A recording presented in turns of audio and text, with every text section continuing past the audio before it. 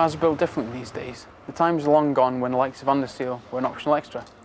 These days, manufacturers go to great lengths to ensure that their vehicles are corrosion resistant. Corrosion is the thinning and weakening of a metal. Its definition is a partial or complete wearing away, dissolving or softening of metal through chemical or electrochemical reaction with the environment around it. Most cars are created from a steel alloy, the main constituent of which is iron. Iron in its natural form is normally found in the ground as either iron oxide, iron sulfide or iron carbonate. That means the iron atoms are combined with oxygen, sulfur and carbon atoms. All this is changed in the steelworks. The process of heating the iron up to extremely high temperatures changes the metal into what is called a high energy state. This means that the metal is no longer in the same stable state as it was when it was in the ground. So when it corrodes, it's just returned to its natural state, iron oxide, better known as rust. It's a common misconception that water corrodes cars. In fact, pure water alone has no effect on steel. If you place a piece of steel into a container of pure water, nothing will happen. If you then add a mineral like salt, the solution is very corrosive to the steel. The salt turns the water into an electrolyte. This acts as a carrier for the electrons to make up the steel's atoms, which it loses as it begins to return to its natural state, thus reversing the process of the steelworks. The more salt in the water, the more corrosive the solution becomes. In Britain, we add salt to our roads for the winter conditions to make sure that they're safe for us. This, combined with the minerals that are naturally around in the environment and the rainwater, produce a very corrosive environment for our cars. That's why good paint, good underseal, and washing our cars on a regular basis can protect them. Well, the salt and our damp climate in Britain mean that we need to test for corrosion. But in conjunction with the manual, if testers understand what causes corrosion and how it weakens metal, they'll find that testing for corrosion will not be a problem.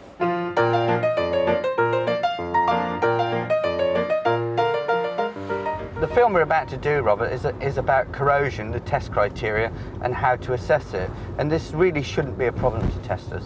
Why is that, Tom? Corrosion is not such a big problem these days because cars are built to resist it, there's less salt on the roads, and of course all the information is laid down in the inspection manual.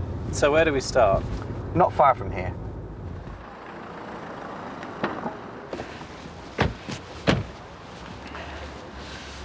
Right, before we start talking about corrosion and structural integrity, Robert, there's a few things the testers need to know. I imagine that a vehicle has to be pretty rotten to fail an MOT test. Well, not always. I mean, a small amount of corrosion on an important part of the vehicle can make the vehicle unsafe, especially where it destroys the strength and continuity of load-bearing members. On the other hand, a heavy amount of corrosion in an unimportant part of the vehicle may not affect the safety of the vehicle. And safety critical areas vary depending on the type of vehicle, don't they? Yeah, I mean, a sill on one type of vehicle, you know, may have structural integrity and not so on another one, not so important. And it depends, say, for example, whether it's a chassis vehicle or whether it's monocoque construction. So how does the tester find out which parts of the vehicle are critical? Well, in the inspection manual, in Appendix C, there's the figures A to D, and they show the tester this information. The shaded portions deal with the main load-bearing parts of the vehicle. So any corrosion on any of those areas is a failure then? Not necessarily. Just because it's load-bearing doesn't mean to say it's a prescribed area. So the tester needs to understand, as it's explained in Appendix C, that there's prescribed area, there's non-prescribed area, there's highly stressed components, and there's subframes. OK, lead on, Tom. Right. So, with a monocoque, the structure bears the load. Now, if you've got chassis frame with a body bolted to it, then the chassis normally bears the loads. And on this specially prepared monocoque, the white paint represents prescribed areas? Yes.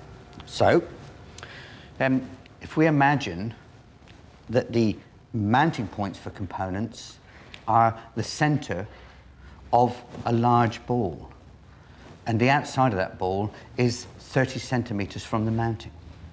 So everything within that ball, all the support panelling, the load-bearing members, where the components mount and so on, is all the prescribed area.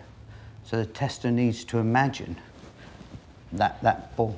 So, better still, I've got this very large golf ball, which gives you an idea. So this actually gives us a very good idea of what we're talking about. It's a sphere about this size, 30 centimetre radius, with the centre at the mounting point. Yeah, exactly right. So you can see that there, yeah? Yeah. Now then, you just hang on to that a minute. Well, we've painted in a couple of good examples of prescribed area. But within this part of the vehicle, much more of this is prescribed area. So if we say, like the suspension top mountings here, yeah, so there's mounting there, 30 centimetres. And then from this mounting here, down there, 30 centimetres. Everything within that. Now the tester needs to decide, depending on the vehicle that they're testing, which is support panelling. So for example, we have a mounting bracket here that's within the prescribed area, but it's purely for mounting the engine. So while it supports the engine, it doesn't support the suspension. Yeah, it's not support panelling. If you then say, okay, well, there's a wing fitted here. Now, on this vehicle, it's a bolt-on wing, so it's clearly not support panelling. If the wing were welded on there, the tester would need to consider on that particular vehicle, was that outer wing support panelling? Okay, now with this specially prepared monocoque with the white paint stripped down, and when we've got something like this to look at, it's easy to imagine, but that's exactly what testers need to do. It's a matter of imagining this area with all of the components and trim within it.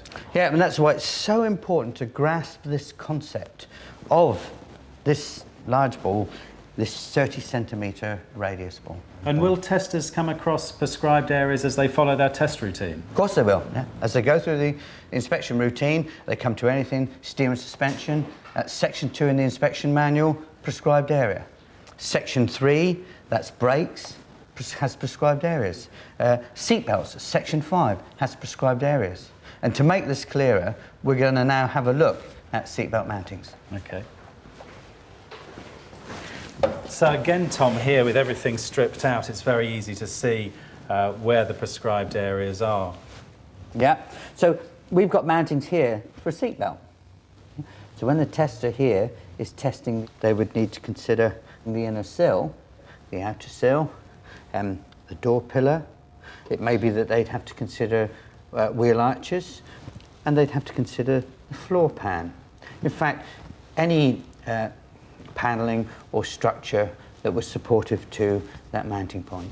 And what about this prescribed area here, Tom, around the handbrake? Because it's much larger than the 30 centimetre radius that we've been talking about. Yeah, well on the seat belt, 30 centimetres. On the park brake, there's a mounting here, there's a mounting right back there. So you'd take the 30 centimetres out from there. So, hence the bigger prescribed area. So, Tom, if we had some corrosion, a small hole the size of this mark here, what would this vehicle fail on? Because it's within this prescribed area and within this one. We've got a corroded hole, excessive corrosion. It's within 30 centimetres of the seat belt mounting. So it fails on seat belt, the defect is corrosion. But it's also within 30 centimetres of the park brake mounting. So it fails on park brake, the defect is corrosion. And the tester must record both those failure items on the VT30. Must be dozens of prescribed areas on a vehicle. Well, here, if you look up in this area here, huge prescribed area that relates to the braking section, let's say.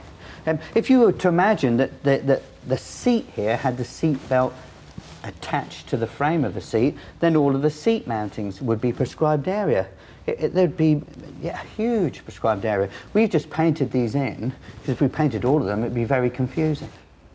What about access? Can a tester lift up or remove carpet to get a better look? If the carpet was not fastened down, then they could gently, lift it and check in that way, as long as they don't damage the carpet, as long as they replace it. But if it's fastened down, no, they can't remove it at all. So if they can't actually see it, they have to carry out the best possible test that they can. And on a similar note, if the boot was full of luggage and the tester couldn't do a full inspection? If it prevented them doing a full inspection, then they should refuse to test the vehicle. Now, if they'd carried out their pre-checks, then usually that's when they would have discovered that. Okay, so that's prescribed areas. Tom, what are highly stressed components? They're the actual components themselves. So from steering suspension, we're talking about arms, rods, levers, those kind of components. What about subframes, Tom? How should a tester deal with them? They deal with them the same way they do a chassis. Yeah, so when they assess them, they need to consider deliberate modification that significantly reduces the original strength, excessive corrosion, damage, fractures, inadequate repairs. And we'll be looking at repairs later on. What about corrosion outside of a prescribed area? Right, this is dealt with in section 6 in the inspection manual, and that's body and structure. What do we need to know here? Right, the tester needs to think about excessive corrosion, deliberate modification, damage, fracture, inadequate repairs. But now they're saying to themselves, which would adversely affect the brake source steering because it's severely reduced the strength and continuity of main load-bearing structural members. And how should a tester consider a vehicle like this? They say to themselves, how would it respond when driven in all its normal conditions? Anything else? There's bodywork itself, and now the tester's saying to himself, have I got jagged edges or projections that are caused by corrosion or damage? And would they result in a danger to other road users, and that includes pedestrians? And the manual tells testers how to assess for corrosion, doesn't it? Yeah, and now we're going to look at a complete car and go through how we make those assessments. Great. Right, we've identified the main load-bearing members and prescribed areas, yeah, because we've noted the construction of the vehicle, we've looked at diagrams in the inspection manual. Now what the tester needs to do is they need to assess the extent of any corrosion. Very simple. First thing, visual inspection, they look at it. You know? And then finger thumb pressure, and they'll squeeze and check the condition of the metal. If it were to crumble away when they squeezed it, yeah, due to corrosion, that's excessive corrosion. Or maybe it wouldn't feel rigid, yeah, due to corrosion, that's excessive corrosion. And what have you got here, Tom? Oh, this is a corrosion assessment tool. Very simple little device, and the tester can use this to assess the extent of the corrosion. A hefty whack with that would do the trick? Absolutely not.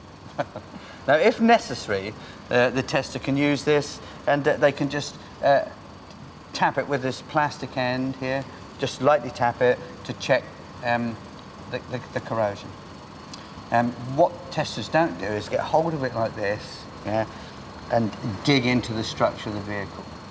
And when you're tapping, it's the sound that it makes that's important. Yes, it is, yeah. If you've got metal that's excessively corroded, or maybe it's been treated with filler, it'll make a duller sound. Good metal has a different sound. And I need to emphasise it's only light tapping. Yeah. So, just like that. Yeah, good metal, that. And I imagine it's very useful when you're assessing something like a sill. Yeah, it is very good for checking sills, because sills are the kind of component that get treated with filler and then that gets painted over or maybe covered in sealant, so the sound of it's important. And why has it actually got a flat end here and a rounded end there, Tom? Well spotted, Robert. Yeah. This flat end is what I was using when I was tapping the good metal, just to sound it out. The rounded end is if I've, considering a corroded area, I can check the extent of the corrosion by tapping with a rounded end. And what about this shaped end, Tom? What's that for? Right. Now, this is used for scraping. When I'm using this corrosion assessment tool, I just hold it lightly like that and just do light scraping, just to see the condition of the metal. The tool is for removing loose material and dirt. It mustn't be used to scrape or remove underseal or paint, for example. If you were, say, dealing with highly stressed components, you could use this for that. What the tester needs to assess is it seriously reduced in overall thickness, and therefore excessively corroded. But some of the components, because of their design, they've got difficult areas and you can't get in with this. Testers are entitled to use a small screwdriver to scrape away and clean in there. So what constitutes a failure in a prescribed area? Well, let's remind ourselves, what we're talking about is any part of a load-bearing member or its supporting structure or supporting panelling within a prescribed area.